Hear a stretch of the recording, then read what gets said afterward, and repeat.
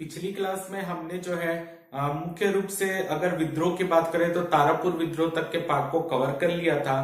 आज जो है आज की क्लास में हम मेरिया विद्रोह से प्रारंभ करते हुए हम भूमकाल विद्रोह कैसे प्रारंभ हुआ वहां तक के पार्ट को कवर कर लेंगे और अगली क्लास में हमारा भूमकाल का विद्रोह यानी बस्तर रियासत कंप्लीट होगा, कांकेर रियासत कंप्लीट होगा और साथ में पूरा जो रियासतों का विलीनीकरण है वो पार्ट कंप्लीट हो जाएगा। तो हमारा जो पूरा मॉडर्न हिस्ट्री वो कंप्लीट हो जाएगा। ठीक है, फिर जितने भी हमारे एंशियंट पार्ट है वो छोटे छोटे हैं, एक ही दिन में दो तीन तीन राजवंश हो जाएगा। केवल कलचुरी में 2 से 3 दिन लगेगा। तो टोटल जो है एक वीक आप मानकर चलिए उसमें हमारे ये कंप्लीट हो जाएगा। तो चलिए चालू करते हैं हम मेरिया विद्रोह या जिसको माड़िया विद्रोह के नाम से जाना जाता है, जो कि 1842 से लेकर 1863 के समय हुआ था, वो वाला विद्रोह हम देखते हैं। देखिए मेरिया किसको बोला जाता है? मेरिया मुख्य रूप से जो है नर बलि प्रथा जो थी वो बोला जाता है। नर बलि प्रथा को उस समय मेरिया के नाम से जाना जाता था। क्लियर है? तो यहां पर मैं आपको थोड़ा सा बेसिक चीजें बता दूं। मेरिया विद्रोह जब हो रहा था तो उस समय राजा कौन थे? तो उस समय बस्तर के राजा थे जिसका नाम था भूपाल देव। और भूपाल देव की मृत्यु जो है 1853 में हो जाती तो भैरम देव शासक बनते हैं। यानी मेरिया विद्रोह 2 राजाओं के समय हुआ है, भूपाल देव और भैरम देव। विद्रोह तो एक ही बार हुआ है लेकिन राजा बीच में मृत्यु के कारण राजा चेंज हो गए थे। क्लियर है? इसका नेतृत्व करता है, जो मेरिया विद्रोह का नेतृत्व करता है वो है हिडमा मांझी। अब मैं आपको थोड़ी सी स्टोरी बताता हूं ताकि आपको समझने में आसानी हो। ठीक है, जैसे कि मैंने कल भी क्लास में आपको बताया था कि जो वहां के नागपुर के जो ब्रिटिश अधिकारी थे वो नागपुर शासकों के ऊपर दबाव बना रहे थे कि आप जो है यहाँ पर मेरिया से संबंधित कार्यवाही करो।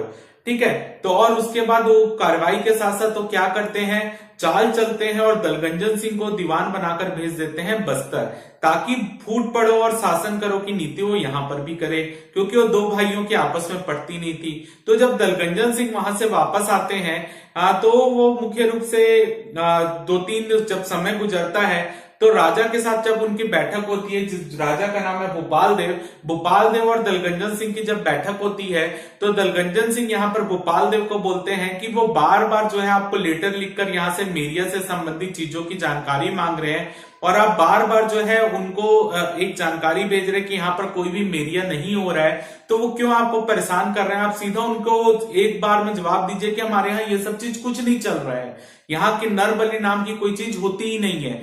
तब दलगंजन सिंह ये बोलते हैं किसको? भूपाल देव को। लेकिन भूपाल देव यहाँ पर लेटर दिखाते हैं कि एक सैनिक टुकड़ी जो है वहां से वापस, मतलब अंग्रेज जो है और नागपुर के शासक एक सैनिक टुकड़ी को यहाँ पर भेज रहे हैं। उस सैनिक टुकड़ी में मुख्य रूप से कौन कौन से सैनिक शामिल है? मुस्लिम सैनिक शामिल है और अरबी सैनिक शामिल है। ये एक सैनिक टुकड़ी वो वहां से निकल चुकी नागपुर से, जो आकर यहाँ पर रहेगी। ये दलगंजन सिंह को जानकारी देते हैं कौन? भूपाल देव। अब यहाँ पर जो है भूपाल देव ये जानकारी देते हैं तो दलगंजन सिंह बोलते हैं आपको जो करना है करो, मैं दीवान का पद छोड़ के जा रहा हूं जयपुर के शासक के पास।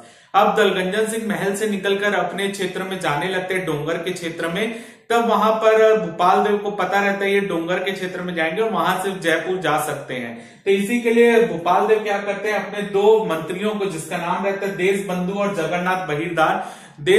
जगन्नाथ बहिरदार को भेजते हैं दलगंजन सिंह के पास। और वो दलगंजन सिंह के पास जब जाते हैं और बोलते हैं कि राजा आपको जयपुर जाने से मना कर रहे हैं, तो दलगंजन सिंह गुस्से में आकर क्या करता है, एक दिन पहले तो इनको पूरे बेड़ियों से बांध देते हैं और बेड़ियों में बांधने के बाद इनकी बातें सुनते हैं और पूरा 1 दिन तक उनको सर के बल जो है मिट्टी में गाड़ देते हैं।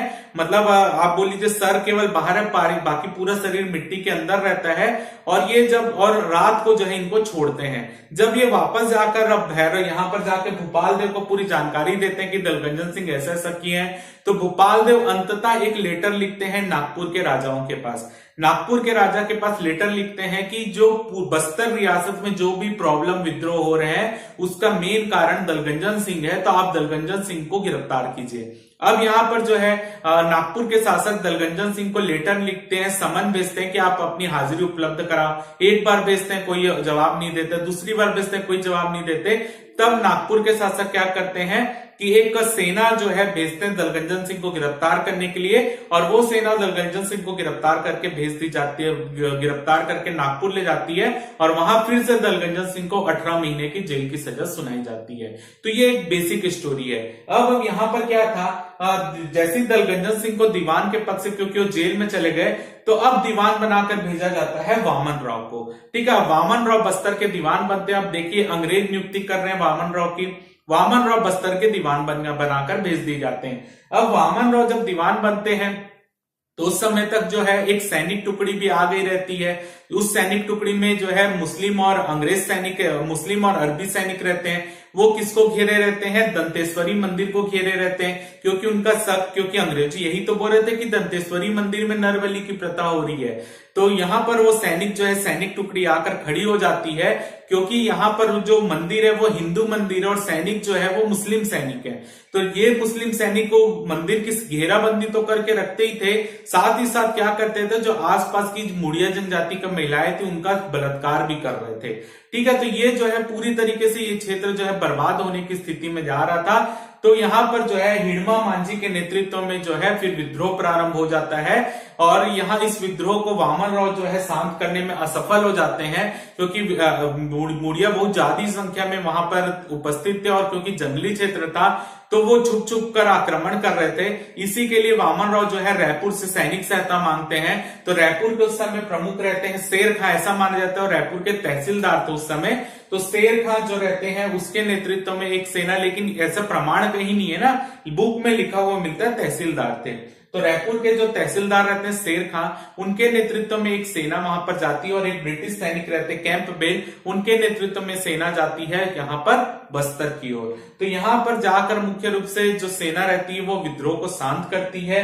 ठीक है, और जो हिड़मा मांझी रहते हैं उनको पकड़ लिया जाता है। हिड़मा मांझी वहां से फरार हो जाते हैं, और जितने मुड़िया, जितने जनजाति के वहां पे लोग रहते हैं उनको गिरफ्तार किया जाता है, और इस विद्रोह का बहुत गंदे तरीके से दमन किया जाता है। जितने भी आदिवासी जिनको भी गिरफ्तार किया जाता है उनको कोड़े से मारा जाता है, महिलाओं के साथ अंग्रेज सैनिक, मराठा सैनिक और जितने भी ये मुस्लिम सैनिक ये सब बलात्कार करते हैं। तो बहुत गंदे तरीके से इस विद्रोह को दबाने का प्रयास किया जाता है। तो अंत में क्योंकि नेता फरार हो जाते हैं वहां से, और जितने भी मुड़िया आदिवासी रहते हैं उनका शोषण किया जाता है, तो इस तरीके से विद्रोह जो है शांत रहते, मतलब खत्म किया जाता है। और मुख्य रूप से 1842 से 63 तक जो है विद्रोह तो मुश्किल से 1-1.5 साल में खत्म हो जाता है, लेकिन 1863 तक एक सैनिक टुकड़ी हमेशा के लिए खड़े रहती है दंतेश्वरी मंदिर के बाहर। तो इस तरीके से जो है आपका मेरिया विद्रोह खत्म होता है। मेरिया का बस आपसे पेपर में प्री के हिसाब से इंपॉर्टेंट ये है कि उस समय दीवान कौन था, दलगंजन सिंह था। इसका नेतृत्व किसने किया था मेरिया विद्रोह का, तो वो नेतृत्व किया था हिड़मा मांझी ने। कौन सा विद्रोह सबसे लंबे समय तक चला था, तो मेरिया विद्रोह ही सबसे लंबे समय तक चला था, क्योंकि 42 से 63 माना जाता है, लेकिन वो विद्रोह तो 1 से 1.5 साल था। लेकिन सैनिक टुकड़ी यहाँ पर मौजूद थी, तो वहां पर कहीं ना कहीं विद्रोह का भाव हमेशा ही पनपता रहा, इसलिए इसको 1842 से 1863 लेना है। तो सबसे लंबे समय तक चलने वाला विद्रोह मेरिया विद्रोह को ही लेके चलना है। क्लियर है। तो यहाँ पर जो है एक चीज और बता दूं, मेरिया विद्रोह जब चल रहा था तो उसमें जांच के लिए एक अंग्रेज अधिकारी आए थे, यानी जो विद्रोह खत्म कैसे हुआ वो मैं बता रहा हूं। जांच के लिए एक अंग्रेज अधिकारी आए थे जिनका नाम था मैकविकार, या कहीं कहीं पे मैकफर्सन नाम मिलता है। ये नाम अलग अलग मिलता है, कहीं मैकविकार कहीं मैकफर्सन। तो ये ब्रिटिश अधिकारी जो है यहाँ पर जांच करने के लिए आते हैं, तो वो ये पाते हैं जांच में कि जब दंतेश्वरी मंदिर में इतने साल से सैनिक टुकड़ी खड़ी है तो वहां तो नरबली तो होने का कोई सवाल ही नहीं उठता। ठीक है, क्योंकि सैनिक तो घेरे हुए हैं। तो अंत में मैकफर्सन की रिपोर्ट के आधार पर वो सैनिक टुकड़ी हटाई जाती है 1863 में। क्लियर है। तो ये है आपका पूरा मेरिया विद्रोह। अब हम देखते हैं कि भूपाल देव की मृत्यु हो जाती है 1853 में, और भूपाल देव के बाद शासक बनते हैं भैरम देव 1853 में। तो जब भैरम देव शासक बनते हैं तो भैरम देव क्योंकि उस समय छोटे रहते हैं, उनको वो वयस्क नहीं रहते, तो जो भैरम देव की माता रहती है वो अंग्रेजों से यहाँ पर निवेदन करती है, क्योंकि भैरम देव जो है वो अभी छोटे हैं, तो आप जो है बस्तर के दीवान को बदलिए, और जो दलगंजन सिंह जो वहां पर आपने गिरफ्तार करके रखा हुआ है दलगंजन सिंह को छोड़ दीजिए, और दलगंजन सिंह जो है यहाँ पर आके इनके संरक्षक को बनेंगे और दीवान रहेंगे। ठीक है। तो यहाँ पर भैरम देव जो रहते हैं जब शासक बनते हैं तो दलगंजन सिंह वापस बस्तर के दीवान बनते हैं, क्योंकि यहाँ पर पर जो बैरम देव की माता रहती है वो अंग्रेजों से निवेदन करती है। जैसे कि आपको पता है अब 1853-54 काल आया, डलहौजी की हड़प नीति के तहत मराठा खत्म हो गए और जो है अंग्रेजों के अधीन आ गए वो, तो अंग्रेजी शासन पूरे छत्तीसगढ़ और मध्य प्रांत में आ गया था। तो इस कारण जो है यहाँ पर अंग्रेजों से निवेदन किया जा रहा है और अंग्रेज जो रहते हैं वो राजमाता की जो है बात को मानते हैं और दलगंजन सिंह को दोबारा बस्तर का दीवान बनाकर भेज देते हैं। भैरम देव के समय ही जो है 1865 में रियासत का दर्जा मिलता है इस जमींदारी को, बस्तर जमींदारी को रियासत का दर्जा भैरम देव के समय ही मिलता है। क्लियर है। अब यहां पर दीवान, क्योंकि भैरम देव छोटे रहते हैं और दीवान जब दलगंजन सिंह आते हैं उनके संरक्षक बनकर, वो पूरे प्रशासन में अपना नियंत्रण स्थापित करते हैं। ना तो वो भैरम देव को शिक्षा देते हैं, ना उनको प्रशासनिक कुछ समझ सिखाते हैं। तो आप बोल लीजिए भैरम देव जो थे दलगंजन सिंह से बहुत ज्यादा डरते थे, ठीक है, और वो दीवान का जो फैसला होता था वही फाइनल होता था, भैरम देव का कोई महत्वपूर्ण फैसला नहीं होता था। क्लियर है। अब यहाँ पर क्या होता है, इसी समय जो है इलियट का बस्तर दौरा होता है 1856 में, यानी चार्ल्स इलियट जो मुख्य रूप से छत्तीसगढ़ के डिप्टी कमिश्नर बनते हैं, तो ये चार्ल्स इलियट 1856 में बस्तर का दौरा करते हैं, आपको ये भी याद रखना है। और उस समय यहाँ के शासक कौन थे, भैरम देव थे। अब देखते हैं लिंगागिरी का विद्रोह जो कि भैरम देव के समय हुआ। तो भैरम देव के समय अगर हम देखें मुख्य रूप से 4 विद्रोह हैं, लिंगागिरी का विद्रोह, फिर पढ़ेंगे कोई विद्रोह, और उसके बाद पढ़ेंगे मुड़िया विद्रोह, और आखिरी में पढ़ेंगे रानी चोरिस का विद्रोह। ठीक है, तो ये जो है भैरम देव के समय हुआ है। अब देखते हैं यहाँ पर लिंगागिरी का विद्रोह 1856। अब क्या होता है, लिंगागिरी एक तालुका रहता है, ठीक है, उस तालुके के तालुकेदार रहते हैं धुरवा राव। ठीक है, तो ये धुरवा राव जो रहते हैं मुख्य रूप से अपने आसपास के जो तालुकेदार जमींदार रहते हैं उनको इकट्ठा करते हैं और ये बोलते हैं, देखिए किस तरीके से जब से ब्रिटिश शासन आया है हमारा राजा जो है वो दब्बू टाइप का हो गया है, वो हमारे राजा की कोई बात सुनते नहीं, यानी पूरा प्रशासनिक नियंत्रण किस तरीके किसका हो गया है, अंग्रेजों का हो गया है। यानी कोई बाहरी व्यक्ति आकर हमारे क्षेत्र में शासन कर रहा है, ऐसा कैसे हो सकता है। ठीक है, हमारे लिए राजा ही सब कुछ है, हम अपने राजा को स्वतंत्र कराएंगे। ठीक है, तो इसके लिए जो है बाहरी लोगों को, अंग्रेजों को बाहर करने के लिए बस्तर से यहाँ पर एक रणनीति तैयार की जाती है कि किस तरीके से हम अंग्रेजों का विरोध करेंगे। तो उसके नेता रहते हैं धुरवा राव, जिनकी जनजाति माड़िया, मतलब जो इस लिंगागिरी के विद्रोह में जिन जनजाति के लोग शामिल होते हैं वो है माड़िया और दोरला। यानी धुरवा राव के नेतृत्व में माड़िया जनजाति और दोरला जनजाति मिलकर जो है इस विद्रोह को करती है। आपको ये पॉइंट याद रखना है। ठीक है, और कारण क्या है, अंग्रेजों को क्षेत्र से बाहर करने के लिए। अब यहाँ पर देखते हैं कि इस विद्रोह में, क्योंकि जैसे कि मैंने बताया केवल धुरवा राव नहीं थे, आसपास के जमींदारी और तालुके के नेता भी शामिल थे। तो यहाँ पर जो है लिंगागिरी तालुका जिसके तालुकेदार थे धुरवा राव, वो इसके एक नेता थे। दूसरे थे भोपालपट्टनम जमींदारी के बेटे, मतलब भोपालपट्टनम जमींदारी का जो जमींदार था उसका बेटा जिसका नाम था यादव राव। फिर है मोनमपल्ली तालुकेदार, मोनमपल्ली का तालुका जिसके तालुकेदार थे बाबू राव, और मोनमपल्ली का जो तालुका था वो किसके अंतर्गत आता था, अहिरी जमींदारी के अंतर्गत। ठीक है, अहिरी जमींदारी की जो जमींदारनी थी उसका नाम था लक्ष्मीबाई। ठीक है, तो अहिरी जमींदारी में जो फीमेल थी, जो जमींदार थी उसका नाम था लक्ष्मीबाई। और अरपल्ली जमींदार का जो था, अरपल्ली जमींदारी से जो है वेंकट राव, ये जो थे मुख्य रूप से इस विद्रोह में शामिल होने वाले थे। क्लियर है, फिर से बता दूं, वेंकट राव, बाबू राव, यादव राव और धुरवा राव, इन्होंने मिलकर रणनीति बनाई लिंगागिरी के विद्रोह की। अब क्या किए, मेन जो लीडर थे, इन चारों में भी जो मेन लीडर थे वो थे धुरवा राव, जिन्होंने लिंगागिरी के विद्रोह के समय मुख्य रूप से अंग्रेजों का विद्रोह किया। अब देखिए, अब अंग्रेजी सैनिक टुकड़ी जो है, क्योंकि बस्तर में भी किसका शासन है, अंग्रेजों का शासन हो गया है, अब सैनिक टुकड़ी बस्तर में आना जाना कर रही थी। तो यहाँ पर धुरवा राव की रणनीति यही थी कि वो कभी भी जो है यहाँ पर अंग्रेजी सैनिकों के ऊपर प्रहार करेंगे और अंग्रेजों को इतना प्रताड़ित करेंगे कि वो डर के यहाँ पर भाग जाए। अब यहाँ पर क्या होता है, यहाँ पर एक ब्रिटिश सेनापति रहते हैं रॉबर्टसन। ठीक है, ब्रिटिश सेनापति रहते हैं रॉबर्टसन, और मतलब जो उस समय आसपास के क्षेत्र में ब्रिटिश अधिकारी थे। तो यहाँ पर एक चितलनार की पहाड़ी रहती है। चितलनार की पहाड़ी में क्या करते हैं, ध्रुवा राव अपने आदिवासियों के साथ खड़े होते हैं और नीचे से जो है एक सैनिक टुकड़ी वहां से गुजरते रहती है। ठीक है, ध्रुवा राव पहाड़ी में रहते हैं और नीचे से सैनिक टुकड़ी गुजरते रहती है। तो उनकी रणनीति रहती है कि हम ऊंचे में रहेंगे, वो नीचे में रहेंगे, हम यहां से जो है अपनी तीर मारेंगे और वो अधिक से अधिक उनको नुकसान पहुंचाएंगे। तो चितलनार से जैसे ही सैनिक टुकड़ी निकलने लगती है, ध्रुवा राव के जितने भी आदिवासी रहते हैं पहाड़ों से जो है तीर मारना चालू करते हैं और उसमें कई ब्रिटिश जो सेनापति रहते हैं, सैनिक रहते हैं, उनकी मृत्यु हो जाती है।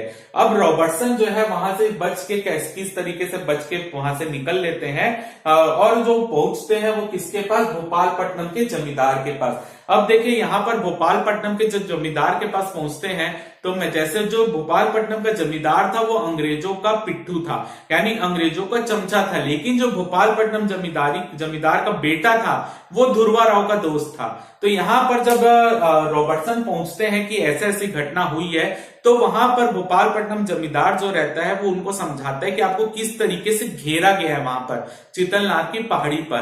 तो यहाँ पर जो है मुख्य रूप से जो भोपालपट्टनम के जमींदार रहते हैं वो अंग्रेजों के साथ मिल जाते हैं, लेकिन यादव राव क्योंकि गुस्सा हो जाते हैं कि उनके पिता जो अंग्रेजों का साथ दे रहे हैं, यादव राव वहां से भागकर आ जाते हैं ध्रुवा राव के पास। ठीक है, और आकर पूरी सूचना दे देते हैं कि वैसा वैसा होने वाला है। लेकिन जब यादव राव निकलते रहते हैं उसको उनके पूरे प्लान की जानकारी नहीं रहती, तो वो तो अंग्रेज यहाँ पर ये प्लान बनाते हैं, क्योंकि जो ध्रुवा राव है वो कहां पर बैठे हैं, मुख्य रूप से वो बैठे हैं चितलनार की पहाड़ी पर। तो ध्रुवा राव यहाँ पर जो है चितलनार की पहाड़ी में, उनका जो लिंगागिरी का तालुका है वो तो चितलनार की पहाड़ी से दूर है। तो यहाँ पर रॉबर्टसन और भोपालपट्टनम के जमींदार एक रणनीति बनाते हैं कि रॉबर्टसन बोलते हैं हम पीछे दूसरे रास्ते से जाते हैं लिंगागिरी, और जो वहां के जितने भी घर हैं उसको जलाएंगे, और जितने भी महिलाएं हैं, क्योंकि जो लिंगागिरी तालुके के प्रमुख कौन है, ध्रुवा राव, उनकी पत्नी, उनके बच्चे और आसपास जितने आदिवासी उनके महिलाओं, बच्चों, बुजुर्गों को हम कैद कर लेंगे।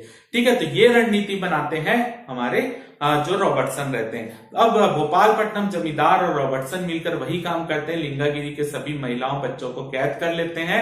और उनको जो है अब रॉबर्टसन जानता है कि वो चितलनार की पहाड़ी में बैठे हैं, तो वही चितलनार की पहाड़ी में लेकर उन सबको जाता है नीचे रास्ते में, और ऊपर चितलनार की पहाड़ी में वो बैठे रहते हैं ध्रुवा राव। ठीक है, तो दूर से देखते हैं ध्रुवा राव की पूरे बुजुर्ग वहां पर आ रहे हैं, उनके परिवार वहां पर है। तो ये सब देखकर ध्रुवा राव जो है वो आत्मसमर्पण करने का निर्णय ले लेते हैं, क्योंकि वो ये नहीं चाहते थे कि उनके कारण जो है और किसी बुजुर्गों को, महिलाओं को नुकसान हो। इसी के लिए जो है मुख्य रूप से ध्रुवा राव ये निर्णय लेते हैं कि वो आत्मसमर्पण करेंगे, लेकिन जो यादव राव रहते हैं वो उनको रोकने का प्रयास करते हैं कि आप मत जाओ करके। तब ध्रुवा राव यहाँ पर बोलते हैं कि एक ध्रुवा राव अगर जा रहा है तो बाकी आदिवासी भी ध्रुवा राव हैं, सब ध्रुवा राव हैं। ठीक है, तब ध्रुवा राव जाकर रॉबर्टसन के पास पहुंचते हैं। रॉबर्टसन जो है अपनी बंदूक जो पकड़े रहते हैं उससे उनके सर में जो है मारते हैं, और उनको पकड़ कर जो है वहीं पर एक पेड़ रहता है, वहीं पर ध्रुवा राव को फांसी में लटका दिया जाता है। और पेड़ इतना ऊंचा रहता है कि वहां से सबको वो दिखे, सब आदिवासियों को। तो ध्रुवा राव को यहाँ पर मार दिया जाता है। ठीक है, तो आपको याद रखना है कि ध्रुवा राव की जो है यहाँ पर मृत्यु हो जाती है। इसके बाद क्या होता है, यहाँ पर बाकी लोग जो आदिवासियों पेड़ से, क्योंकि जैसे रणनीति रहती है वो जितने भी परिवार को पकड़े रहते हैं वो सबको मारते हैं अंग्रेज, ऐसा नहीं कि उनको छोड़ देते हैं, सबको मारते हैं। तब यहाँ से यादव राव, बाबू राव, जो भी यहाँ पे नेता थे वहां से भाग जाते हैं। ठीक है, अब यहाँ पर क्या होता है, लिंगागिरी का विद्रोह तो यहाँ पे खत्म हो जाता है, लेकिन अभी भी नेता बचे हैं। कौन? बाबू राव बचे हैं, वेंकट राव बचे हैं, यादव राव बचे हैं। अब यहाँ पर जाते हैं किसके पास, यहाँ पर मुख्य रूप से जो अंग्रेज अधिकारी रहते हैं वो जाते हैं अहिरी जमींदारी। अहिरी जमींदारी की जो लक्ष्मीबाई रहते हैं उसके साथ चाल चलते हैं कि आप जो है किसको बुलाओ, आप जो है यादव बाबू राव को बुलाओ, क्योंकि जो अहिरी जमींदारी के अंतर्गत ही मोनमपल्ली तालुकेदारी आ रही थी। तो आप बोलिए कि मेरे को आदिवासियों के प्रति सहानुभूति है और मैं भी आपके साथ विद्रोह में शामिल होने चाहती हूँ। तो अहिरी जमींदारी की जो प्रमुख रहती लक्ष्मीबाई, वो सूचना भेज देती है किसको, वो सूचना भेजती है बाबू राव को कि मैं जो है आपके साथ, मेरा आदिवासियों के प्रति सहानुभूति है, मैं आपके साथ शामिल होना चाहती हूँ। तो बाबू राव जो है वो मिलने पहुंचते हैं किससे, अहिरी जमींदारी के जमींदारीन से, और वहां पर रॉबर्टसन पहले से मौजूद रहते हैं। यहाँ पर बाबू राव को पकड़ लिया जाता है और उनको फांसी दे दी जाती है। ठीक, अब बचते हैं वैसे ही यादव राव। तो यादव राव को जो है उनके पिता ही जो भोपालपट्टनम के जमींदार रहते हैं वही यादव राव को पकड़वाते हैं और यादव राव को भी फांसी की सजा हो जाती है। ठीक है, ये सब घटना होती है 1858 में, यानी यादव राव को उनके पिता ने ही पकड़वाया था। क्लियर है। तो अंग्रेज क्या करते हैं, उपहार स्वरूप जो लिंगागिरी की जमींदारी रहती है वो दे देते हैं किसको, भोपालपट्टनम के जमींदार को, यानी लिंगागिरी का जो तालुका है वो चले जाता है भोपालपट्टनम जमींदारी के अंतर्गत। अब यहाँ पर एक इंपॉर्टेंट चीज ये है कि जो वेंकटराव बचे हुए हैं, जैसे कि यहाँ पर अरपल्ली जमींदार, वेंकटराव आ जाते हैं बस्तर दरबार में। ठीक है, और वहां के जो बस्तर के राजा रहते हैं भैरम देव और दीवान रहते हैं दलगंजन सिंह, वो छुपा कर रखते हैं वेंकटराव को। तो अंत में जो है रॉबर्टसन जो है उनको कहीं से सूचना मिलती है कि वेंकटराव को जो है इन्होंने छुपा कर रखा है, तो वो वापस दरबार आते हैं बस्तर दरबार और राजा के ऊपर दबाव बनाते हैं कि आप जो है उनको हमारे सामने पेश कीजिए। तो अंत में राजा झुकता है और वेंकटराव को वहां पेश किया जाता है, वेंकटराव को पकड़कर भी मार दिया जाता है। तो यहाँ पर पूरा लिंगागिरी का विद्रोह खत्म हो जाता है। लिंगागिरी का विद्रोह तो 1856 में खत्म हो जाता है, लेकिन 1858 में अन्य नेता की भी मृत्यु होती है। अब हम अगला विद्रोह देखने वाले हैं, कोई विद्रोह 1859। ठीक है, तो कोई जो है मुख्य रूप से वहां पे जो बस्तर के आसपास में जो मुख्य रूप से दोरला जनजाति और डंडामी माड़िया जनजाति रहती थी, उनको मिलाकर अंग्रेज कोई बोलते थे। किसको किसको, दोरला और डंडामी माड़िया, इन दोनों को मिलाकर क्या बोला जाता था, कोई बोला जाता था। तो यहां पर क्या हुआ कि बस्तर के क्षेत्र में जो है मुख्य रूप से हम पढ़ते हैं साल वृक्ष के लिए विद्रोह हुआ था, लेकिन जो मेन विद्रोह हुआ था वो सागौन के लिए हुआ था। ठीक है, जो नारा हम पढ़ते हैं साल वृक्ष के पीछे एक सर, लेकिन एक्चुअल नारा था एक वृक्ष के पीछे एक सर। क्योंकि क्या हो रहा था, इस समय हैदराबाद में अंग्रेजों के द्वारा रेल लाइन बिछाई जा रही थी। ठीक है, तो रेल लाइन बिछाने के लिए जो है बस्तर के आसपास के क्षेत्र से उनको लकड़ियां चाहिए थी। ठीक है, जो रेलवे के स्लीपर बनाने के लिए काम आती थी।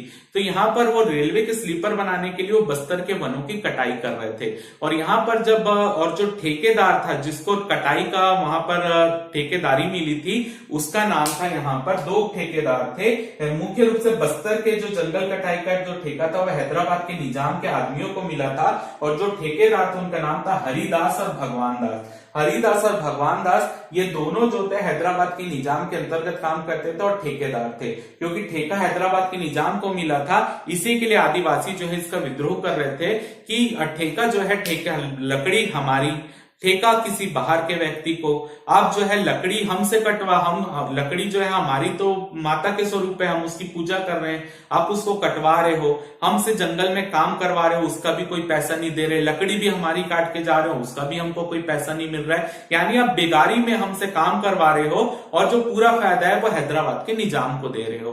तो इसी के लिए जो है यहाँ पर चालू होता है कोई विद्रोह, क्योंकि हरिदास और जो भगवान दास थे ये दोनों ठेकेदार तो थे, लेकिन ये जो है काफी प्रताड़ित करते थे आसपास की जो जनजाति की महिलाएं थी उनको, बच्चों को, बुजुर्गों को।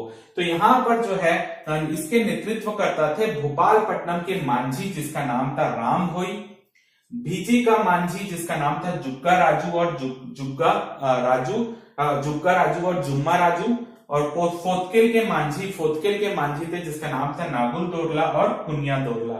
ठीक है, तो ये इन लोग भोपालपट्टनम के मांझी राम भोई, डायरेक्ट कहीं कहीं पे जमींदार लिखा मिलता है लेकिन वो मांझी थे। ठीक है, भीजी के मांझी जुग्गा राजू और जुम्मा राजू, और फोतकेल के मांझी नागुल दोरला और कुनिया दोरला, इन्होंने मिलकर जो है कोई विद्रोह प्रारंभ किया। और इनकी एक आम सभा होती है फोतकेल में, और फोतकेल में ये सब मिलकर डिसाइड करते हैं कि हम जो है यहाँ पर इस विद्रोह को करेंगे और हम अपनी जमीन की जो जंगल की लकड़ी है हम बाहर नहीं जाने देंगे। तो यहाँ पर अपने वृक्षों को बचाने के लिए उन लोग ने एक नारा देते हैं, एक वृक्ष के पीछे एक सर। अब क्या करते हैं, और ये इसकी सूचना बस्तर के दरबार में भी पहुंचा देते हैं। अंग्रेज अधिकारियों को भी दे देते हैं। ठीक है, और तो क्योंकि बस्तर में इस समय आप देखिए कौन सा समय चल रहा है, 1859 का, तो इस समय बस्तर के जो दीवान रहते हैं दलगंजन सिंह और राजा रहते हैं भैरम देव, तो दलगंजन सिंह भी नहीं चाहते थे कि कोई बाहरी व्यक्ति यहां से लकड़ियां लेके जाए। तो दलगंजन सिंह सूचना मिलने के बाद भी शांत रहते हैं, विद्रोह को दबाने की कोई कोशिश नहीं करते हैं। तो अंग्रेज अधिकारी जो रहते हैं, जब उनके पास सूचना पहुंचती है तो अंग्रेज अधिकारी, क्योंकि वहां पे एक आरा मिल लगाए थे बस्तर में के जंगलों में लकड़ी काटने के लिए, तो वहां पर आरा मिल के सामने जो है सैनिकों की नियुक्ति कर देते हैं, बंदूक पकड़े 2-3 सैनिक रहते हैं, उनकी नियुक्ति की जाती कि वो आरा मिल के बाहर खड़े रहेंगे। अब यहाँ पर अगले दिन सूचना जब ये पहुंच जाती है कि उन लोग विद्रोह करने का निर्णय ले लेते हैं, सबको बता देते हैं, जब अगले दिन सैनिकों की वहां नियुक्ति होती है और आरा मशीन में फिर लकड़ी काटने का काम होता है, तो वहां पे आदिवासी पहुंच जाते हैं और तीर कमान से जितने भी सैनिक खड़े रहते हैं सबको मार देते हैं। जो आरा मशीन में वो काम करते रहते हैं मजदूर, उनको भी मार देते हैं। ठीक है, फिर अंग्रेज इस क्षेत्र से इतना खौफ में आ जाते हैं कि वो वहां पर अंत में जो है ब्रिटिश अधिकारी ग्लसफर्ड, जिनका नाम रहता है ग्लसफर्ड, जो है वो यहाँ पर ये निर्णय लेते हैं, बस्तर में पहुंचते हैं। बस्तर के दरबार में दलगंजन सिंह से उनकी बात होती है, तो दलगंजन सिंह से पूछते हैं कि इस विद्रोह को कैसे शांत किया जा सकता है। तो दलगंजन सिंह बोलते हैं क्योंकि जो बस्तर के जंगल है वो आदिवासियों अपनी माता की तरह उसको पूजते हैं या उनको देवता मानते हैं, तो आप एक काम कीजिए, जो हैदराबाद के निजाम का जो आपने ठेका दिया है वो उसको कैंसिल कर दो और उसके बाद जो है बस्तर के किन्हीं आदिवासियों को ही ठेका दो और वो बस्तर के राजा के अधीन रहकर काम करेंगे। तो इस तरीके से ग्लसफर्ड ये निर्णय लेते हैं कि जो हैदराबाद के निजाम को ठेका मिला रहता है लकड़ी काटने का, उनको खत्म कर देते हैं और उसके बाद जो है तुरंत जो है किसी को ठेका भी नहीं देते लकड़ी काटने का। तो इस तरीके से जो है यहाँ पर ये कोई विद्रोह एक सफल विद्रोह होता है, जिसमें जो बस्तर में लकड़ी कटाई का कार्यक्रम होता रहता है वो बंद हो जाता है। क्लियर है? तो यहाँ पर जो है कोई विद्रोह खत्म होता है, जिसके नेता मुख्य रूप से जो नाम पेपर में आता है नागुल दोरला, क्योंकि पोतकेल में ही मीटिंग होती है और पोतकेल के मांझी नागुल दोरला ही रहते हैं। तो बाकी नाम भी इंपॉर्टेंट है, कभी कभी पेपर में आ जाता है राम भोई, जुक्का राजू, जुम्मा राजू, नागुल दोरला, कुनिया दोरला। और याद रखिएगा कोई जो है वो दोरला और दंडामी माड़िया जनजाति को मिलाकर, अंग्रेज इनको मिलाकर कोई बोलते थे। ठीक है, अगला हम विद्रोह देखते हैं जिसको मुड़िया विद्रोह के नाम से जाना जाता है। मुड़िया विद्रोह हुआ था 1876 में। उसके बीच क्या होता है, जो बस्तर के दीवान रहते हैं जिसका नाम रहता है दलगंजन सिंह, उनकी 1862 में मृत्यु हो जाती है। दलगंजन सिंह की 1862 में मृत्यु हो जाती है। तो यहाँ पे मुड़िया विद्रोह का हमको थोड़ा सा कॉन्सेप्ट समझना पड़ेगा, तभी हम इसका विद्रोह को थोड़ा अच्छे से समझ पाएंगे कि जो मुड़िया विद्रोह है मुख्य रूप से इसलिए होता है, जैसे दलगंजन सिंह के समय क्या होता है, जब भू राजस्व व्यवस्था बस्तर की रहती है वो इस तरीके से थी जिसे पटेली अर्थव्यवस्था बोला जाता था। ठीक है, यानी क्या होता था कि भूमि की जितनी उपज होगी उसका जितना दाम होगा उसको बेचेंगे और जो लगान होगा तो वो जो मुख्य रूप से किसान जो है जो अपनी भूमि में पैदावार कर रहे हैं वो किसान जो है सीधा राजा को जो है अपनी उपज का हिस्सा देंगे। ठीक है, यानी जो लगान है तो वो सीधा किसान से किसके पास जाएगा, राजा के पास जाएगा। और राजा के पास जाने के लिए बीच में एक व्यक्ति नियुक्त किया गया था जिसका नाम था पटेल। तो पटेल ही क्या करता था, गांव गांव में घूमकर जो है लगान तय करता था। जिसकी फसल अच्छी होती थी उससे ज्यादा लगान, जिससे कम होती थी उससे कम लगान। ठीक है, यानी वो जो लगान था वो फ्लक्चुएट हो सकता था फसल के हिसाब से। ठीक है, तो ये व्यवस्था से आदिवासी संतुष्ट थे। ठीक है, जिसे पटेली व्यवस्था बोल रहे थे। ठीक है, जब दलगंजन सिंह की मृत्यु होती है और नया दीवान आता है जिसका नाम रहता है मोती सिंह, वो व्यवस्था को चेंज कर देता है और व्यवस्था को चेंज करके जैसे अंग्रेजों की व्यवस्था रहती है उस तरीके की व्यवस्था हो जाती है कि जो लगान है वो उतना ही रहेगा चाहे आपकी फसल हो या ना हो। ठीक है, तो इससे आदिवासी काफी ज्यादा नाराज होना चालू हो जाते हैं। और जब मोती सिंह हटते हैं 1867 में, तो उसके बाद जो दीवान बनते हैं बस्तर के, उसका नाम रहता है गोपीनाथ कापड़दार। गोपीनाथ कापड़दार मुख्य रूप से राउत जाति के रहते हैं। ठीक है, तो ये जो है 1867 से 76 तक दीवान रहते हैं। अब गोपीनाथ कापड़दार भी सेम व्यवस्था को चालू रखता है, किसानों से जबरन लगान वसूल किया जाता है, पानी नहीं गिरता तब भी लगान उनका उतना ही रहता है चाहे फसल हो या ना हो। तो आदिवासियों को शोषण करता था और अगर आदिवासी गोपीनाथ कापड़दार के विरुद्ध कहीं कंप्लेन करने थे अदालत में, तो अदालत का जो मुखिया था उन्हीं का दोस्त था जिसका नाम था अदित प्रसाद। ठीक है। दंड नायक थे मुंशी अदित प्रसाद। तो ये क्या करते थे, किसानों की बात ना सुनकर किसानों को ही मारने लगते थे, मारने का आदेश दे देते थे कि आप इनको कोड़े मारो, ये जबरन जो है गलत सूचना हमको दे रहे हैं। तो आदिवासियों का शोषण जो है बहुत ज्यादा कर रहे थे मुंशी अदित प्रसाद, जो कि दंड नायक थे, और दीवान जिनका नाम था गोपीनाथ कापड़दार। क्लियर है। तो ये जो है आदिवासियों का बहुत ज्यादा शोषण कर रहे थे, जिससे आदिवासी बहुत ज्यादा परेशान थे। अब क्या होता है, इसी बीच आदेश आता है कि राजा को प्रिंस ऑफ वेल्स के स्वागत में जाना है, या क्योंकि प्रिंस ऑफ वेल्स जो थे इंग्लैंड के राजा, वो भारत आ रहे थे बंबई, तो उनके स्वागत करने के लिए मुख्य रूप से इनको जाना था। ठीक है। तो प्रिंस ऑफ वेल्स के स्वागत करने के लिए राजा, क्योंकि भैरम देव थे, उनको जाना था, ये डिसाइड हुआ था। अब राजा भैरम देव जो है अपने महल से जो है निकलते हैं हाथी में बैठ के। उनके सामने जो है कुछ मुड़िया जनजाति के लोग रहते हैं, सैनिक रहते हैं। ठीक है। गोपीनाथ कापड़दार घोड़े में बैठे रहते हैं। ठीक है। और उसके पीछे, गोपीनाथ कापड़दार के पीछे जो एक हाथी चलता रहता है जिसमें राजा बैठे रहते हैं, और हाथी के पीछे कुछ मुड़िया आदिवासी चलते रहते हैं राजा का सामान लेकर, कुछ गीत गाते रहते हैं, कुछ नृत्य करते हुए, कि मनोरंजन का भी पूरा व्यवस्था करके वो जाते हैं। ठीक है। तो यहाँ पर जो है 29 फरवरी 1876 को राजा जो है वो महल से निकलते हैं, और महल से जब निकलते हैं और 14 किलोमीटर ही आगे बढ़ते हैं, तो बड़े मारेंगा नामक क्षेत्र में, जो कि बड़े मारेंगा एक क्षेत्र था जिसके अंदर एक गांव आता था जिसका नाम था बूमपाल, जो कि 14 किलोमीटर ही दूर था जगदलपुर से। तो वहां पर जो है अचानक से आगरवारा परगना के मांझी जो रहते हैं, आगरवारा परगना के मांझी 500 मुड़िया जनजाति के लोगों को लेकर राजा के रास्ते को रोक देते हैं, और वो यहाँ पर बोलते हैं, राजा से निवेदन करते हैं कि आप जो है अपनी जो यात्रा में जा रहे हो प्रिंस ऑफ वेल्स के स्वागत के लिए, उस यात्रा को यहीं पर रोक दो और आप जो है जगदलपुर वापस चले जाओ, हम आपको यहाँ से नहीं जाने देंगे।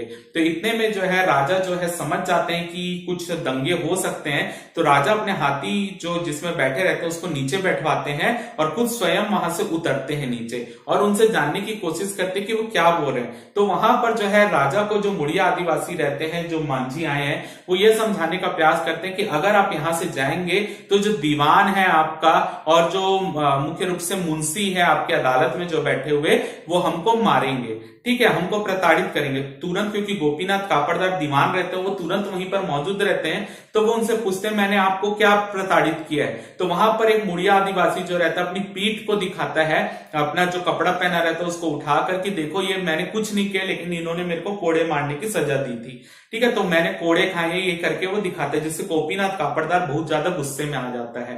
ठीक है, तो यहाँ पर गोपीनाथ कापड़दार सिपाहियों को बोलता है कि आप गोली चालन करो, आप गोली मारो, हम आगे बढ़ेंगे। तो जो राजा रहते हैं वो भी बैठ जाते हैं हाथी में, हाथी खड़ा भी हो जाता है, और गोपीनाथ कापड़दार के कहने पर जो आदिवासी रहते हैं वो भी, उनको हटने के लिए बोला जाता है कि आप जो है हट जाओ, नहीं तो हम आपके ऊपर गोली चालन करेंगे।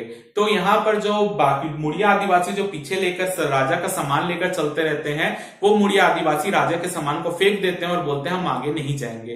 ठीक है, तो यहाँ पर जो है मुख्य रूप से जो गोपीनाथ कापड़दार और सिपाहियों को आदेश देता है गोली चालन करो, तो वहां पर गोली चालन किया जाता है, जिसमें 3 लोगों की मौत होती है और 18 लोग मुड़िया जनजाति के गिरफ्तार कर लिए जाते हैं। 3 लोग की मौत होती है, 18 लोग गिरफ्तार कर लिए जाते हैं। लेकिन राजा यहाँ पर निर्णय लेते हैं कि उनका आगे जाना ठीक नहीं है, तो राजा यहाँ निर्णय लेते हैं कि वापस जगदलपुर महल जाएंगे, और यहाँ पर जो उनका प्रिंस ऑफ वेल्स के स्वागत में जाने का डिसीजन था वो रद्द कर देते हैं। अब राजा वहां से वापस लौटते ही रहते हैं, तो वो कुरंगपाल नाम की जगह आती है। ठीक है, कुरंगपाल नाम की जगह में जो गोपीनाथ कापड़दार रहते हैं, वो आदिवासियों को, जो 18 लोग को गिरफ्तार किए रहते हैं, उनको मारते मारते जाते रहते हैं। तो वहां के जितने भी आसपास 500 से 600 आदिवासी मुड़िया जनजाति के आते हैं और उनके ऊपर आक्रमण करते हैं, और जो 18 लोग गिरफ्तार है उनको छुड़ाकर भाग जाते हैं। ठीक है, तो यहाँ से 18 लोग गिरफ्तार जो थे वो यहाँ से आदिवासी उनको छुड़ा लेते हैं। अब ये राजा जो है गोपीनाथ कापड़दार, ये किसी तरीके से महल में वापस आते हैं। आपको बता दूं, गोपीनाथ कापड़दार जो है वो वहां नहीं जा रहे थे प्रिंस ऑफ वेल्स के स्वागत में, वो केवल सिरोचा तक जा रहे थे। सिरोचा से जो मैक जॉर्ज वहां के ब्रिटिश अधिकारी थे, वो राजा को लेकर आगे जाते, तो ये सिरोचा तक गोपीनाथ कापड़दार छोड़ने जा रहे थे। क्लियर है, तो यहाँ और वहां से छोड़ के वापस आ जाते। और यहाँ पे जो है आदिवासियों को ये भी डर था कि जो राजा हैं जो अगर वहां पे जाएंगे प्रिंस ऑफ वेल्स का स्वागत करने, तो अंग्रेज उनको वहां से वापस आने ही नहीं देंगे। तो ये भी डर था जिसके कारण वो रोक रहे थे इनको। अब जो है राजा जो है किस तरीके से बच बच के अपने महल में आ जाते हैं। गोपीनाथ कापड़दार भी वहां से बचता और महल में आकर वो छुप जाते हैं। ठीक है, और महल के चारों ओर के दरवाजे बंद हो जाते हैं। ठीक है, तो यहां पर जो है आरापुर में जो है यहाँ पर जितने भी मुड़िया आदिवासी रहते हैं उनकी मीटिंग होती है और सभी मुड़िया आदिवासी अपना नेता घोषित कर देते हैं झाड़ा सिरहा को। तो यहाँ पे झाड़ा सिरहा जो है इस विद्रोह के नेता बनते हैं आरापुर मीटिंग में। तो यहाँ पर जो है राजा सुलह करने के लिए दो लोगों को भेजते हैं। दो लोग जो यहाँ पर मुख्य रूप से राजा के पास जाते हैं, राजा से उनसे बात करने के लिए। तो उसके बाद जब बात करने के लिए जब वो दो लोग जाते हैं जिनको राजा भेजे रहते हैं, तो यहाँ पर झाड़ा सिरहा बोलते हैं कि आप जो है राजा को भेजिए, हम राजा से डायरेक्ट बात करेंगे। तो फिर राजा जो है वहां से निकलते हैं महल से और राजा आते हैं आरापुर में। ठीक है, आरापुर में राजा और आदिवासियों की मीटिंग होती है। इसी मीटिंग में जो है लाल कालिंद्र सिंह भी मौजूद होते हैं, वो भी घोड़े में आते हैं, वो भी मौजूद रहते हैं और राजा पालकी में आते हैं। ठीक है, तो यहाँ पर मीटिंग होती है तो आदिवासी जो है बोलते रहते हैं कि आपके जो दीवान है वो राउत हैं, उनको वहां से बाहर भेजिए, क्योंकि वो बाहर से आकर जो है यहाँ पे जितने भी और कार्यकर्ता है प्रशासन में, सब अपनी ही जाति के लोगों को वहां पर भर्ती किए जा रहे हैं और वो हम पर शोषण कर रहे हैं। इस तरीके से राजा को आदिवासी समझाते रहते हैं। तो यहाँ पर जो है राजा मानने के लिए लगभग तैयार होने वाले रहते हैं। तो गोपीनाथ कापड़दार पीछे से घोड़े में आते हुए आदिवासी देख लेते हैं, तो आदिवासी गोपीनाथ कापड़दार के ऊपर हमला कर देते हैं, क्योंकि वो आते रहते हैं और आदिवासी उनसे चिड़े रहते हैं। तो तुरंत जो है आदिवासी जो है गोपीनाथ कापड़दार राजा को घेर लेते हैं। तो राजा को अंततः जो है गोली चालन का आदेश देना पड़ता है और गोली चालन में जो है 6 आदिवासी की मौत हो जाती है। ठीक है, गोली चालन में 6 आदिवासी की मौत हो जाती है। अब राजा जो है यहाँ से आरापुर से जाते हैं और जैसे तैसे गोपीनाथ कापड़दार भी बचते हैं। ये जो है अपने जाकर राजमहल में बंद हो जाते हैं और राजमहल में जो मुख्य रूप से 2 मार्च 1876 का दिन रहता है। 2 मार्च 1876 को झाड़ा सिरहा के नेतृत्व में पूरे जितना भी जो राजमहल को घेर लिया जाता है आदिवासियों के द्वारा। और अब ना तो ऐसा पहरा बनाया जाता है, ना तो कोई अंदर से बाहर जा सकता है और ना बाहर से कोई अंदर जा सकता है। और अब जितना अनाज है वो महल में जितना अनाज मौजूद है वही होगा, उसके बाहर नहीं मंगा सकते। अब यहाँ पर जब आदिवासियों का पहरा बढ़ता जाता है, तब अंत में राजा जो है यहाँ पर जो है यहाँ के मुख्य रूप से राजगुरु रहते हैं लोकनाथ ठाकुर। तो राजा जो है वो लोकनाथ ठाकुर जो राजगुरु रहते हैं उनको बोलते हैं कि आप जो है यहाँ से बाहर जाओ, क्योंकि आदिवासी जो है आपका सम्मान करते हैं, आप राजगुरु हो तो आपकी बात वो जो है मानेंगे। तो लोकनाथ गुरु जो रहते हैं वो लोकनाथ ठाकुर जो रहते हैं वो बाहर आते हैं और आदिवासियों से बात करते हैं और उनको मनाने की कोशिश करते हैं। लेकिन आदिवासी जो है झाड़ा सिरहा के नेतृत्व में अपनी मांग रखते हैं कि आपको ये दीवान और जो भी यहाँ के बाहरी लोग हैं सबको यहाँ से हटाना पड़ेगा, बाहर फेंकना पड़ेगा। तो लोकनाथ ठाकुर जो है वापस चले जाते हैं महल में और राजा और बाकी जो दीवान रहते हैं ये और ये दंडनायक ये मिलकर एक रणनीति बनाते हैं और राजगुरु को ये आदेश देते हैं कि आप यहाँ से बाहर जाओ और आप इस तरीके से व्यवहार करो कि आपने राजा को ये दीवान को हटाने के लिए बोला है, लेकिन राजा मान नहीं रहे, इसलिए आप उनसे नाराज होकर बाहर आ गए हो। ठीक है, और आपके साथ एक महाराज जाति की महिला भी जाएगी। वो क्या करेगी, एक मटके में जो है नीचे मोम का एक प्लेटर रखेगी और उसके ऊपर मोम का लेप लगा देगी और उसके ऊपर पेज भर देगी।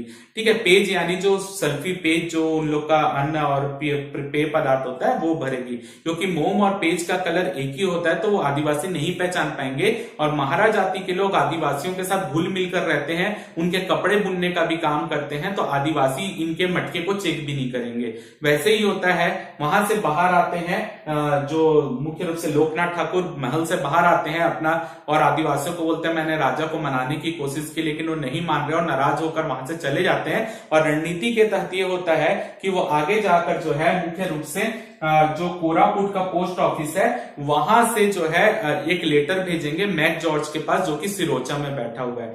ठीक है, तो यहाँ पर कोरापुट के पास पोस्ट ऑफिस में जो लेटर महाराज जाति की महिला लेकर निकलती है वो लेटर जो है कोरापुट पोस्ट ऑफिस से पोस्ट कर दिया जाता है। ठीक है, और ये सूचना मिल जाती है मैक जॉर्ज को और मैक जॉर्ज सिरोचा से सेना लेकर अपना आता है। और सिरोचा की जब सेना लेकर आता है तो यहाँ अभी जो झाड़ा सिरहा सोच लिए रहते हैं कि इतने दिन से महल से ना तो कोई सूचना बाहर गई है ना अंदर जा रही है, तो हमारी जीत तो पक्की है। लेकिन अचानक से मैक जॉर्ज उधर से आता है और वहां से गोली चालन करना प्रारंभ कर देता है। तो गोली चालन के करते समय जो है आदिवासी समझ जाते हैं, क्योंकि इतने दिन तक विद्रोह चलता रहता है, तो आदिवासी जो 10,000 20,000 की भीड़ में रहते हैं वो छड़ गए रहते हैं 4-5 हजार। तो जैसे ही आदिवासियों को लगता है कि अब अंग्रेजी सेना आ रही है, तो आदिवासी जोर जोर से ढोल बजाने लगते हैं ताकि बाकी आसपास के गांव के आदिवासी वहां पर आ सके। लेकिन तब तक मैक जॉर्ज वहां पर पहुंच जाते हैं और झाड़ा सीरा को जो है पकड़ लेते हैं, और झाड़ा सीरा को पकड़ के जो है घोड़े के पीछे बांध दिया जाता है, और घोड़े में बांध के जो है झाड़ा सीरा को पूरी तरीके से चारों तरफ तेजी से मतलब उनको बांध दिया जाता है और घसीटते हुए चारों तरफ दौड़ाया जाता है घोड़े को। अंत में झाड़ा सीरा उनकी मृत्यु हो जाती है और उनके मृत शरीर को इंद्रावती नदी में फेंकवा दिया जाता है। ठीक है, तो झाड़ा सीरा यहाँ पर खत्म हो जाते हैं, लेकिन यहाँ पर मैक जॉर्ज जो है वो चाल चलते हैं, क्योंकि उनको पता रहता है कि जो अधिकारी हैं, क्योंकि आदिवासी क्यों विद्रोह कर रहे हैं, क्योंकि ये अधिकारी उनका शोषण कर रहे हैं। तो इन अधिकारियों को अगर हम पद से हटा देते हैं तो जो आदिवासी हम झाड़ा सीरा को मार भी रहे हैं उसका भी कोई विरोध नहीं करेंगे, और दीवान को हटा देंगे तो जो मुख्य रूप से जो उनका प्रॉब्लम था वो भी सॉल्व हो जाएगा। तो यही चाल चली जाती है, और यहाँ पर जो है मैक जॉर्ज क्या करते हैं, एक मुरिया दरबार का आयोजन करते हैं। मुरिया दरबार का आयोजन होता है 8 मार्च 1876 को। कई बुक में 8 अप्रैल 1876 भी लिखा हुआ मिलता है। ठीक है, तो 8 मार्च 1876 या 8 अप्रैल 1876 जो भी डेट आपके पेपर में, जैसे राम कुमार बिहार में 8 अप्रैल दिया है, ठीक है, अदर हिंदी ग्रंथ अकेडमी की बुक में 8 मार्च दिया है। तो आप जो है पेपर में ऑप्शन के हिसाब से बनाइएगा, ज्यादा बुक में 8 मार्च दिया तो 8 मार्च ज्यादा सही लग रहा है। ठीक है, तो 8 मार्च 1876 को मुरिया दरबार का आयोजन होता है। मुरिया दरबार में राजा मौजूद होते हैं, ठीक है, मैक जॉर्ज मौजूद होता है, आदिवासियों के जो प्रमुख रहते हैं वो मौजूद होते हैं, और यहाँ पर आदिवासी अपनी प्रॉब्लम बताते हैं। अंततः जो है मैक जॉर्ज निर्णय देता है कि जो भी ये जैसे कि मुंशी अदित प्रसाद, गोपीनाथ कापड़दार, ये सबको जो है गिरफ्तार कर लिया जाए और गिरफ्तार करके यहाँ से बाहर ले जाया जाए। ठीक है, और यहाँ पे दीवान को बदल दिया जाता है, और दीवान के रूप में नए व्यक्ति की नियुक्ति होती है अमलचंद, और अमलचंद के बाद जो है आगे एक नए दीवान की नियुक्ति होती है लाल कालिंद्र सिंह। ठीक है, तो अमलचंद और लाल कालिंद्र सिंह पहले जो है मुरिया दरबार के बाद अमलचंद बनते हैं, उसके बाद लाल कालिंद्र सिंह बस्तर के दीवान बनते हैं, और इस तरीके से आदिवासियों को शांत कर दिया जाता है। तो याद रखना है कि आदिवासी जिस दिन यहाँ पर महल को घेरे थे 2 मार्च 1876 को, उस दिन को काला दिवस के रूप में मनाया जाता है। ठीक है, यानी बस्तर का काला दिवस बोलते हैं इस दिन को। क्लियर है? यहाँ पर मैं एक चीज आपको और बताना चाहूंगा कि इस जो विद्रोह में जो संकेत के रूप में प्रयोग हुआ था वो था आम की टहनी। आम की टहनी को संकेतक के रूप में प्रयोग किया गया था। आम की टहनी सूखने से पहले एक जगह से दूसरी जगह विद्रोह करना जाना पड़ता था। एक चीज आपके लिए यहाँ पर और इम्पोर्टेंट है, जो आने अगला जो हमारा भी वीडियो होगा जिसमें हम कवर करेंगे रानी चोरिस का विद्रोह, उसमें भी मैं आपको बताऊंगा। तो यहाँ पर जो मुख्य रूप से जो थे कि गोपीनाथ कापड़दार के खिलाफ इतनी शिकायत मिलने के बाद भी राजा उनको हटा क्यों नहीं रहे थे। तो भैरम देव जो थे थोड़े से रंगीन प्रवृत्ति के व्यक्ति थे। गोपीनाथ कापड़दार अलग अलग महिलाओं को लाकर भैरम देव के पास भेजता था। इसी के लिए भैरम देव जो थे गोपीनाथ कापड़दार से काफी ज्यादा खुश रहते थे, इसलिए वो उनको दीवान के पद से नहीं हटाना चाहते थे। इसलिए गोपीनाथ कापड़दार ने जितने अपने व्यक्ति थे, ठीक है, जैसे अदित प्रसाद, जितने उसके दोस्त थे, सबको यहाँ पर इकट्ठा करके यहाँ पर बस्तर के दरबार में रख लिया था। ठीक है, यही कारण है जिससे आगे चलकर भैरम देव की यही चरित्र प्रवृत्ति जो है, जिसके कारण रानी चोरिस का विद्रोह हम पढ़ेंगे अभी। ठीक है, तो यहाँ का जो है हम ये वाला पार्ट यहीं पर खत्म कर रहे हैं। आप इसके स्क्रीनशॉट लो, फिर हम रानी चोरिस का विद्रोह देखेंगे, और रानी चोरिस के विद्रोह में हम पूरा भूमकाल विद्रोह किस तरीके से प्रारंभ हुआ उसका बेसिक देखेंगे, और वहीं पर वो क्लास को खत्म करेंगे। उसके बाद जब हम अगली क्लास में आएंगे तो भूमकाल का विद्रोह को उसमें पूरे तरीके से और डिटेल में कवर करेंगे। ठीक है, तो आप इसका स्क्रीनशॉट लीजिए, फिर हम आगे बढ़ते हैं।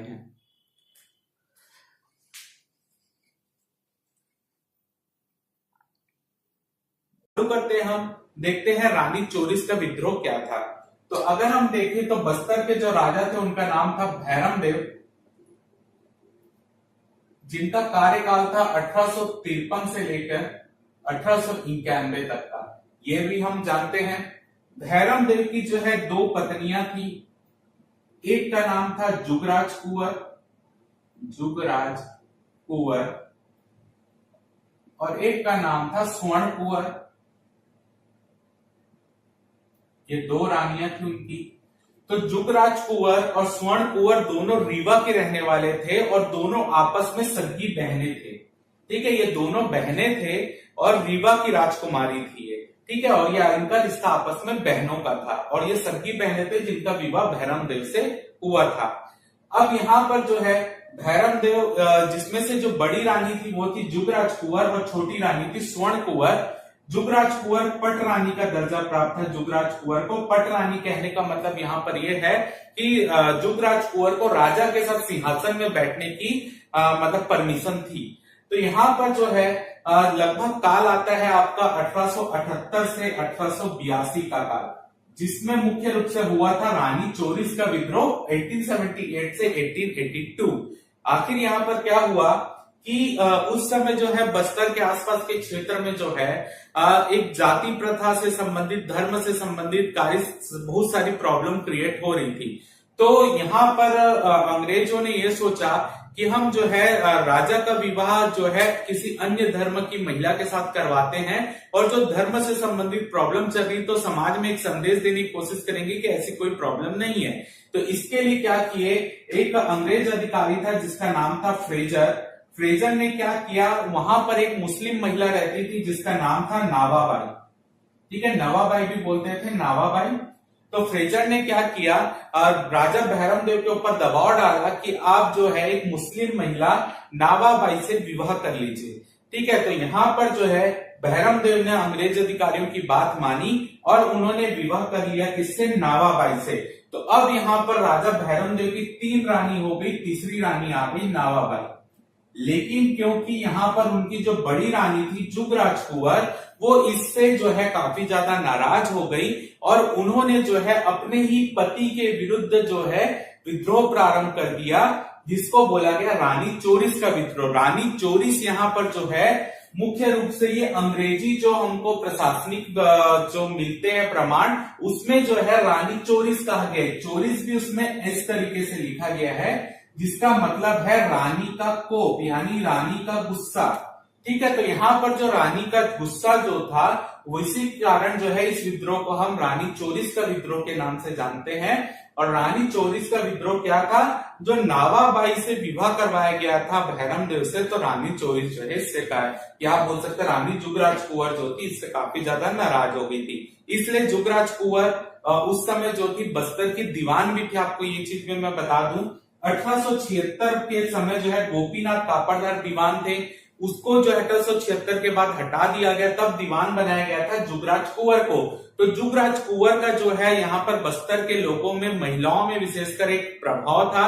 तो बस्तर जैसे ही इनका विवाह नावाबाई से हुआ, जुगराज कुंवर ने महिलाओं को इकट्ठा कर लिया और उन्होंने नारा दिया, या तो राजा भैरम देव को बस्तर की गद्दी से हटा दिया जाए या राजा को नावाबाई को छोड़ दिया जाए। यानी राजा जो है नावाबाई को छोड़ दे या बस्तर की गद्दी छोड़ दे, ये कंडीशन रखी थी किसने, रानी जुगराज कुंवर ने। तो यही जो उनका विद्रोह चला आगे चलकर, वही रानी चोरिस का विद्रोह कहलाया और अंत में अंग्रेज अधिकारियों को रानी की डिमांड के सामने झुकना पड़ा और नावाबाई को जो रानी का दर्जा दिलवाया गया था, अब राजा ने क्या किया, सुलह कर लिया जुगराज कुंवर से और नावाबाई को जो है कोई भी रानी का दर्जा नहीं दिया। लेकिन उनकी 3 शादी हुई थी, जुगराज कुंवर, स्वर्ण कुंवर और नावाबाई से। क्लियर है। तो रानी चोरिस का विद्रोह क्या हो गया, नावाबाई की जो शादी करवाई गई थी भैरम देव से, उसके विरुद्ध जो है रानी चोरिस का विद्रोह हुआ था जुगराज कुंवर के द्वारा। अब यहाँ पर जो है जो उस मैंने जैसे बताया 1876 के पहले जो बस्तर का दीवान था वो था गोपीनाथ कापड़दार। तो राजा जो था एक रंगीन मिजाज का व्यक्ति था, यानी भैरम देव जो था वो रंगीन मिजाज का व्यक्ति था और वो गोपीनाथ कापड़दार अगर कुछ गलत काम भी करता था तो उसके ऊपर ध्यान नहीं देता था। उसका कारण भी यही था कि जो गोपीनाथ कापड़दार था वो क्या करता था, राजा को जो है मुख्य रूप से जो बस्तर के आसपास की लड़कियों को लाता था और राजा को देता था। ठीक है, यानी जो है राजा को गोपीनाथ कापड़दार जो था मुख्य रूप से बस्तर के आसपास के क्षेत्रों से लड़कियों को लाता था और राजा के पास उनको भेजता था। इसी के लिए जो था राजा भैरम देव गोपीनाथ कापड़दार का मुख्य रूप से उसकी गलतियों को भी नजरअंदाज करता था, वही आगे चलकर जो मुड़िया विद्रोह हुआ था, इसलिए गोपीनाथ कापड़दार के विरुद्ध ही हुआ था। और क्योंकि ये जो था अत्याचार कर रहा था गोपीनाथ कापड़दार, और इसका दोस्त मुंशी अजित प्रसाद था, वो अत्याचार कर रहा था, क्योंकि उसको पता था राजा उस पर कोई कार्रवाई नहीं करेगा और राजा को खुश किया हुआ था।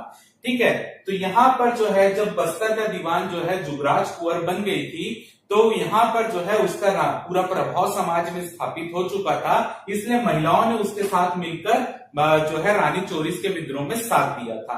अब यहाँ पर राजा का सुलह हो जाता है 1882 में, और रानी जो है वापस जो है जुगराज कुंवर को वही दर्जा प्राप्त हुआ रहता है।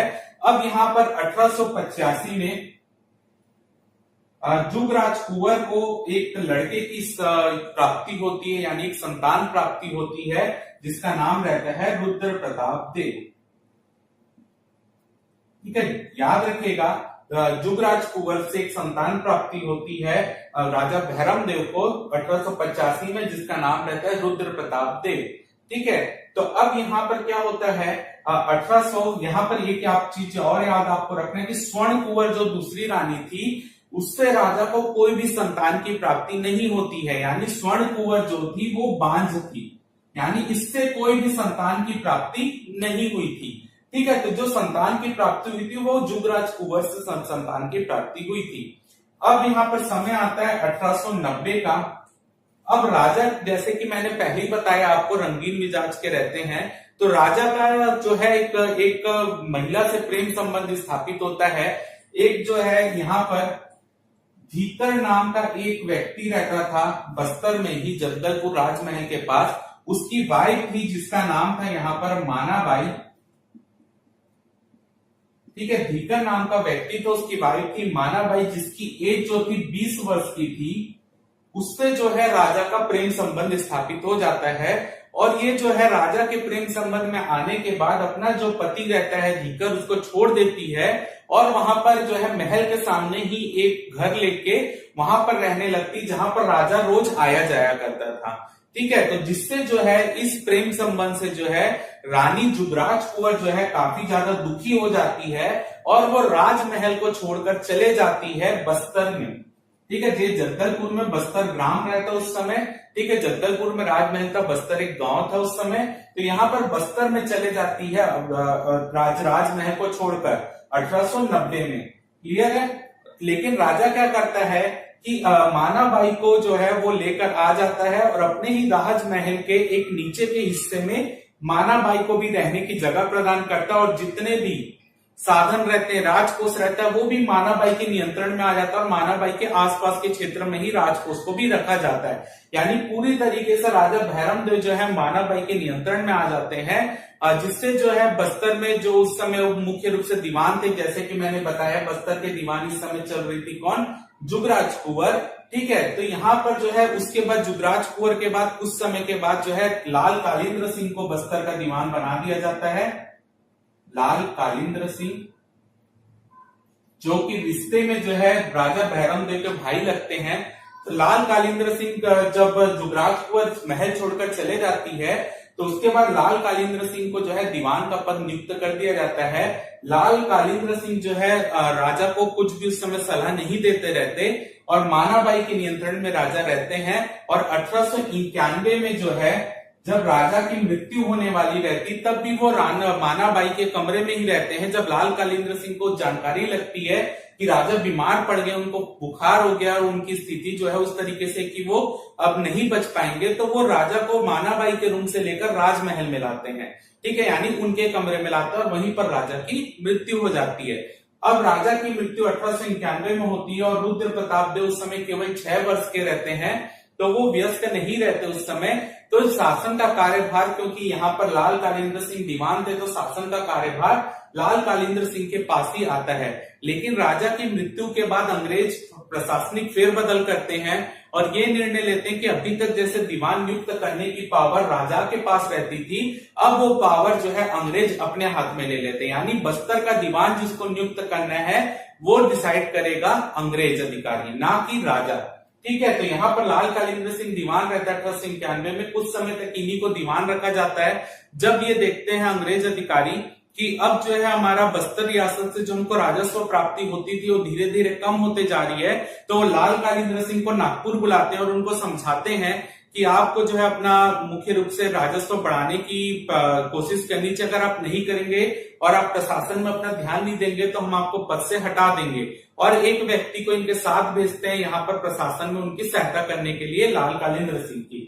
लेकिन लाल कालिंद्र सिंह जो है वो प्रशासन में मुख्य रूप से उस समय ध्यान नहीं देते। जब वो खुद वैसे कर रहे थे, अब उनका सहयोगी है, तब भी वो उनको भी क्या काम करने देंगे। तो लाल कालिंद्र सिंह को अंग्रेज अधिकारी जो है पद से हटा देते हैं और बैजनाथ पांडा को जो है वो बस्तर का दीवान नियुक्त कर देते हैं। तो यहीं से जो है भूमकाल विद्रोह की पृष्ठभूमि तैयार होती है।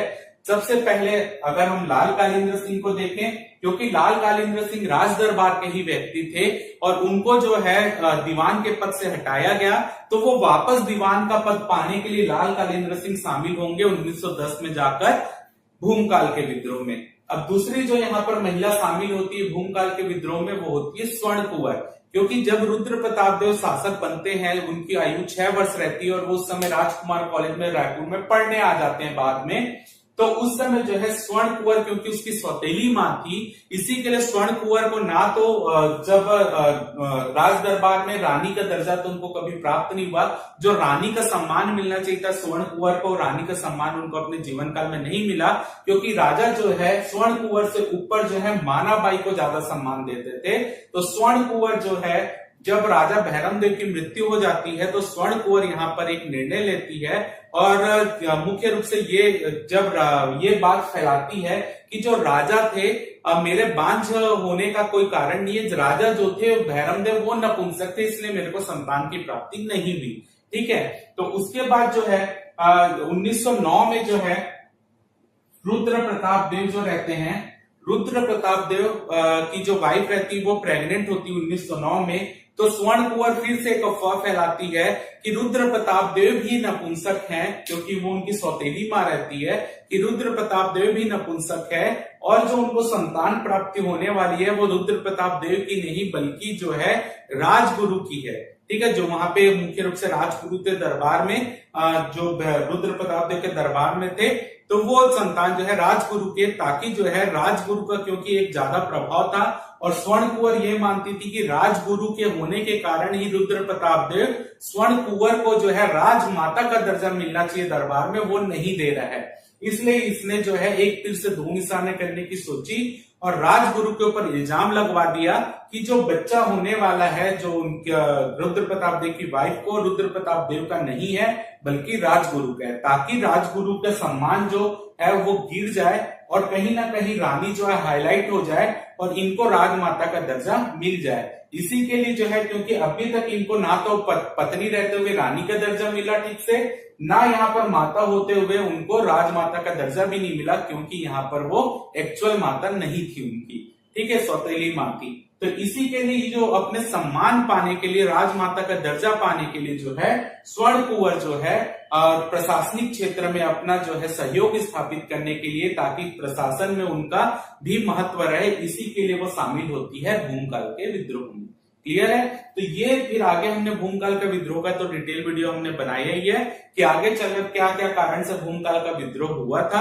तो ये बेसिक था किस तरीके से हम भैरमदेव के, अगर हम चरित्र के बारे में देखें कि वो किस मिजाज के थे, उनका प्रशासन में कैसा योगदान था, तो कहीं ना कहीं रानी चोरिस के विद्रोह से हमको उसकी एक स्पष्ट झलक दिखाई देती है कि किस तरीके से प्रशासन रहा होगा।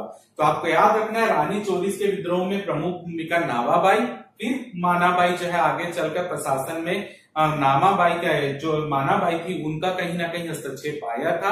राजा ने उनको ज्यादा महत्व दिया, जिससे स्वर्ण कुंवर आहत हो गई और अंत में जो है वो भूमकाल के विद्रोह में जब रुद्र प्रताप ने उनको राजमाता का दर्जा नहीं दिए तो ये भूमकाल के विद्रोह में स्वर्ण कुंवर भी आ गई। क्लियर है। तो ये था बेसिक कुछ जानकारी जो रानी चोरिस के विद्रोह